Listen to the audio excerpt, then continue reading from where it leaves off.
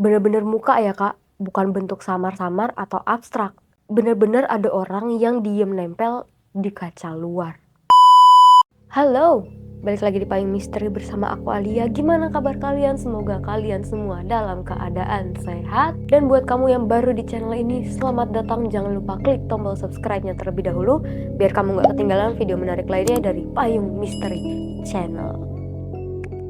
By the way, maaf kalau misalnya suara aku lagi agak gak jelas karena aku lagi kurang enak badan, tapi nggak apa-apa, jangan kita jadikan itu penghambat buat kita saling berbagi cerita pengalaman pribadi kalian. Yang hari ini seperti biasa aku mendapat kiriman cerita lainnya, jadi ambek bangku kalian, duduk sini kita cerita sama-sama. By the way, semua nama dan tempat yang ada di video ini udah aku samarkan, oke?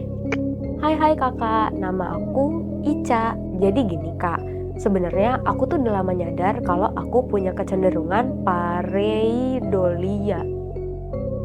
Jadi kak, intinya pareidolia itu sebutan buat orang yang suka ngelihat bentuk-bentuk wajah atau sosok di benda-benda random. Nah, udah dijelasin tuh sama Kak Ica. Biasanya sih emang cuma lucu-lucu doang kak, kayak aku lihat noda di tembok yang mirip orang senyum, atau bayangan baju yang kayak manusia berdiri. Kak Yoke kak.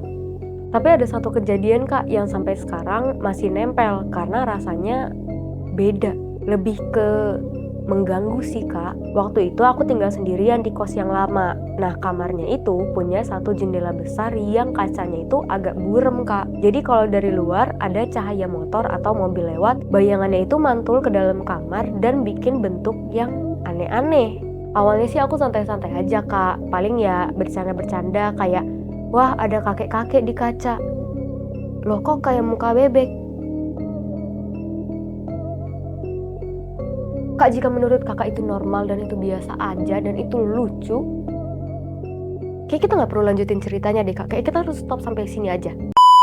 Tapi nggak bercanda, ayo kita lanjut cerita. Tapi suatu malam kak, sekitar jam 2, aku lagi rebahan sambil nonton video di YouTube. Lampu kamar itu aku biarin mati kak, jadi pencahayaan itu cuman dari lampu koridor luar yang nyempil dari bawah pintu. Nah dari kaca jendela, aku ngeliat ada bayangan wajah.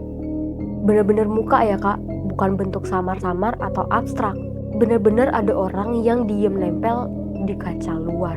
Aku refleks kak, langsung ngeliat ke arah jendela, tapi bentuknya itu hilang. Seperti biasa kak, aku mikir kalau itu tuh halusinasi aku aja. Mungkin karena efek capek atau mungkin cahaya. Udah biasa kok kak ngelihat bentuk-bentuk aneh gitu.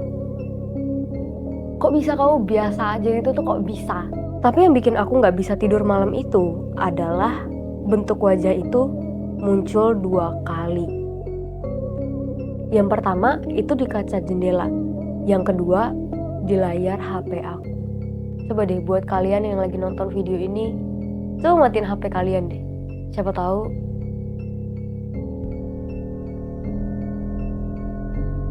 waktu aku turunin HP setelah ngeliat ke arah jendela, aku sempat ngeliat dari pantulan layar HP bayangan ruangan di belakang aku. Dan dalam pantulan itu, bentuk wajahnya masih ada. Bukan takut syaitan, tapi takut kalau otak aku beneran lagi rusak. Tapi ya udah kak, aku akhirnya berdiri, terus nyalain lampu kamar, terus ceklah semua sudut.